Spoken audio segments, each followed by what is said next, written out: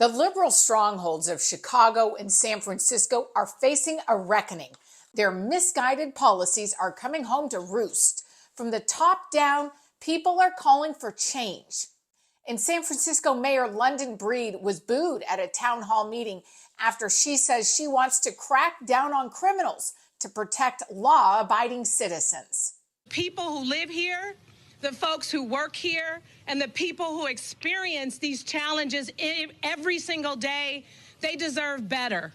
And we can't keep speaking out of both sides of our mouth. On the one hand, we want change and we want to hold people accountable. And on the other hand, we're willing to let people get away with murder. Why should someone else's rights be put before their needs and their safety and what they deserve too in a place like San Francisco that claims to be so compassionate and liberal? What about them? We have tried over and over again, and what we are doing is not working. Drug use in San Francisco has spiraled out of control with the equivalent of one overdose death every 10 hours in a city that has seen its reputation as a coastal gem ravaged by worsening crime, drugs, and homelessness rates. And numerous brands have pulled out of the area as it continues to decline, with Whole Foods temporarily shutting a flagship store that opened just last year, citing worker safety.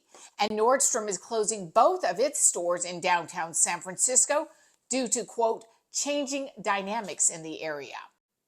More than 70,000 residents have fled San Francisco since the start of the pandemic and moved to other cities within the U.S. Now, that's according to the census data.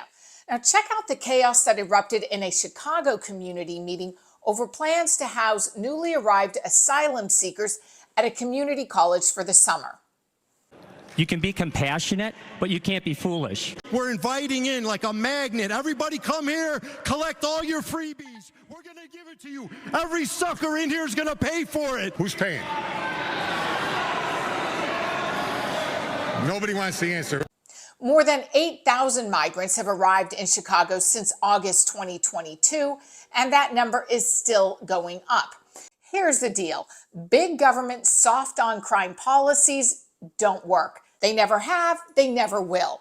The only question now is, will voters in these cities finally wake up and stop voting for the failed policies that have put their cities in crisis? But I have to say, there is a small sense of satisfaction in seeing some of these liberal strongholds finally get what's been coming to them. Do you know what I mean? For years, they have been voting for these liberal policies, big government politicians, and I don't know what they were expecting, but this is what you and I knew was always coming. You cannot sustain those kinds of policies where you're soft on crime, you're letting murderers go, you're bringing people in without any control over the borders. I mean, what they're experiencing is exactly what we knew would happen. Perhaps this will finally be the wake-up call that has been needed in these cities to get them to vote out these big government politicians and start looking at limited government policies. I certainly hope that this is perhaps some sort of a turning point in our country.